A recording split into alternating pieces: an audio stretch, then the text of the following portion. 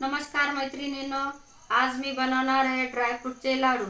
तर मी हे ड्रायफ्रूटचे लाडूसाठी हे सर्व प्रकारचे ड्रायफ्रूट घेतलेले आहे। तर याच्यामध्ये 1 वाटी डिंक घेतला, अर्धी वाटी तीळ आहे, 2 वाटे बदाम आहे, 1 वाटी पिस्ता, 2 वाटे पेंड खजूर आणि हे दोन्ही बी आहेत 1-1 वाटी आहे, काजू 2 वाट्या, चारोळी अर्धी वाटी आणि अक्रोड 1 वाटी आहे। तर याच्यामध्ये शेंगदाणे पण घेतलेले 2 वाट्या, खोबरं घेतलं 3 वाट्या घेतल्या आणि थोडंसं आपल्याला गूळ टाकायचा। तर गूळ मी हा खिसून घेतलेला आहे। तर हे मी आता सर्व तुपामध्ये भाजून घेणार आहे।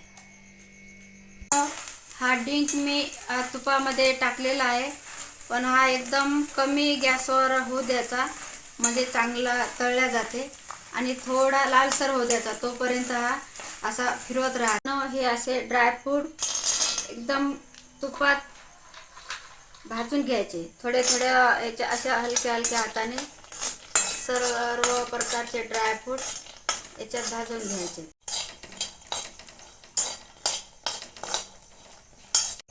अशा प्रकारे खोबरं भाजून घ्यायचं आहे।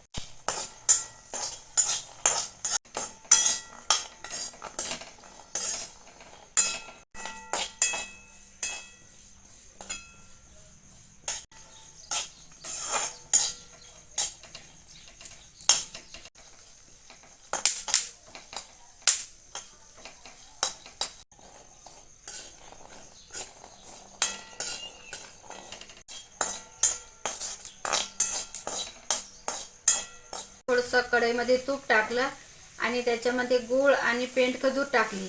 तर या दोन्हीचा आता पाक तयार होत आहे। याच्यामध्ये पाणी टाकायचं नाही। थोडासा पाक तयार झाला की जे आपण ड्रायफ्रूटची बारीक केलेले त्याच्यामध्ये काढून आता मी याचे नंतर लाडू बनवणार। तर याचे मग मी आता हे अशा प्रकारे मिक्स करून घ्यायचं हाताने। हाताने मिक्स झाल्याच्या नंतर त्याचे लाडू बांधले जातात। असा लाडू बनते।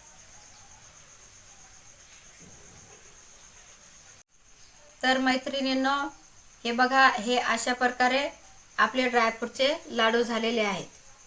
तर तुम्ही करा आणि खाऊन पहा। धन्यवाद।